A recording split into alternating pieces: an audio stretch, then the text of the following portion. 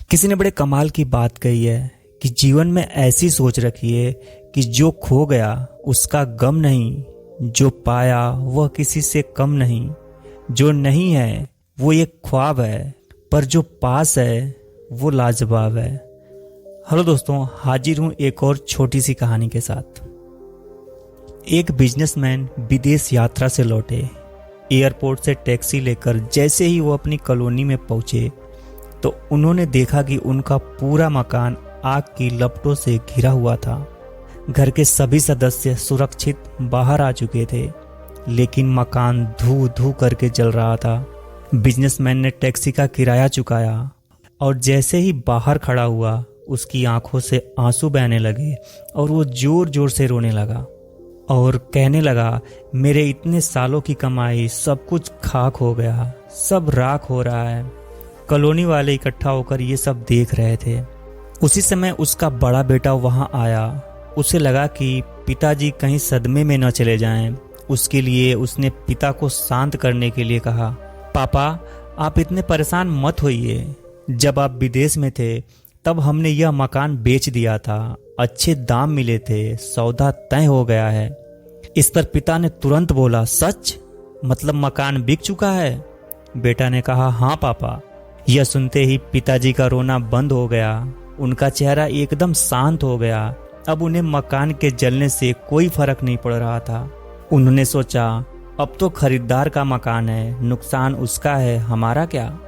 वहां खड़े कॉलोनी वाले ये सब देखकर हैरान थे कि अभी कुछ समय पहले यह आदमी जोर जोर से रो रहा था, वही अब खामोश खड़ा जलते मकान को देख रहा है।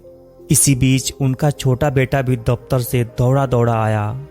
उसने पिता के चरण छुए और घबराते हुए बोला, पापा देखिए घर जल रहा है, अब हमारा क्या होगा, हमारी सारी सेविंग खत्म हो गई। पिता ने मुस्कुराते हुए उसे साइड में ले जाकर कहा, बेटा परेशान मत हो, तुम्हें पता है ना कि यह मकान बिक चुका है, अब इसका मालिक कोई और है, अब चिंता करने की कोई जरूरत नहीं है।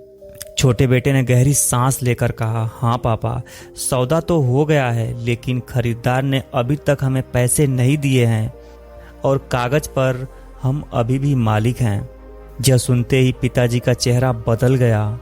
वो फिर से जोर जोर से रोने लगे। बाकी लोग यह देखकर चकित रह गए। अभी तो ये शांत खड़े थे, अब अचानक फिर से रोने लगे।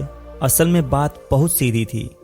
जब उन्हें लगा कि मकान उनका नहीं रहा तब उनको आग लगने का दुख नहीं रहा, लेकिन जैसे ही यह पता चला कि मकान अभी उनके नाम पर है और पैसे भी नहीं मिले, उनका लगाव फिर से जाग उठा।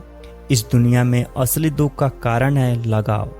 जब तक हम किसी चीज से जुड़े रहते हैं तो उसका खोना हमें तोड़ देता है, लेकिन जिस दिन हम इस लगाव को छोड़ देते हैं उस दिन जीवन अपने आप हल्का और आसान हो जाता है।